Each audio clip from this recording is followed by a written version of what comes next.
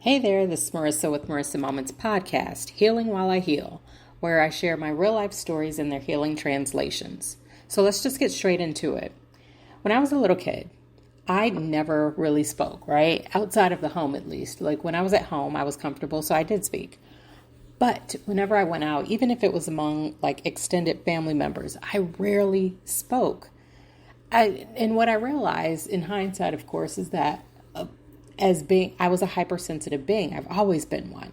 So I was always in a state of overstimulation, and I was also observing because I would absorb so many people's different like persona and their feelings and all of these different things. And at the same time, I would be receiving channeled messages, be seeing things in the spiritual realm, all of these different things basically at the same time, just kind of smacking me over the head as a child, right? Now, of course, I had no idea what to do with any of these things. I didn't even realize what it was until growing up and becoming an adult who was able to kind of look into these things, right? And then I started to recognize, and the stars started to align, and I realized the gifts that I have. Now, I don't really want to discuss the whole discovery of gifts thing, even though I'm sure that that's kind of what you want to talk about at this point. But what Spirit is having me focus on is the fact that I rarely spoke, right? Not the why, but the actual fact behind it. Because what I've been realizing is, you've probably heard where it's like, it's not about becoming something or anything like that. And instead, it's about stripping away all the false programming and all of the defensive mechanisms and measures that we've adapted and adopted in order to survive in today's society. Well, when I was in my most innocent state, I barely spoke. I just took it all in. And then over time, I developed what I used to refer to as my favorite defense mechanism was dark humor and just humor in general. I put on a red nose and I became the clown because it helped distract from what was going on, all of the downloads and the heaviness of everyone's situation and circumstance. And to take it even further, because I would always feel into and receive the downloads behind how they were truly feeling as opposed to how they were acting. Now, of course, that's a direct reflection of myself because I was feeling heaviness, but I was cracking jokes, right? The thing of it is I'm recognizing that maybe that clown nose is ready for retirement.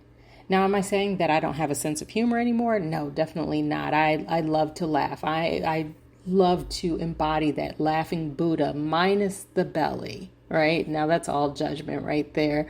So we're going to toss that out the window. I don't have any sound effects, so we're going to go with this. Anywho, the bottom line to this bottom line is maybe we have to reflect a little bit harder. We have to go a little bit deeper because I've been carrying this former version of me, this version of me that is just a survivor, right? It not a thriver, just a survivor. Even though I've been blessed enough to be able to thrive within this survival state, right? And of course, that just reinforced everything. It made me feel like, well, I need to laugh. I need to crack jokes. I need to be silly. I need to lighten the mood and all of those types of things. But now I'm kind of wondering, like, maybe I shouldn't. Maybe I don't. And not even that I shouldn't, but maybe I just don't feel like it. Maybe that's not really what I'm innately called to do. Maybe that's not my truth. Maybe I'm pushing myself to crack these jokes and to lighten the situation and circumstances because I'm still reverting back to that defense mechanism that says, make them happy, tap dance for them, entertain them. So it's just something to think about because, of course, this is my story, but it's probably your story too. And it doesn't have to exactly be about humor, cracking jokes, anything like that, but it's about the things that we've adapted to appease others in order to survive the situation, circumstance, and environment. So what have you adapted to or adopted as part of your personality and a major part of your personality that's actually not your truth? It's just something to think about. But that's it. So if this message resonates, then that means it's for you. And if not, that's cool too. Just keep it pushing.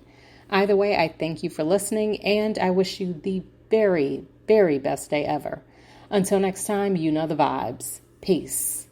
And by the way, don't forget to check me out on all of social media. I'm basically everywhere you probably shouldn't be. But when you look me up, make sure you look me up as Marisa Moments. And that is Marisa with one S because there is only one me. So until next time, happy healing.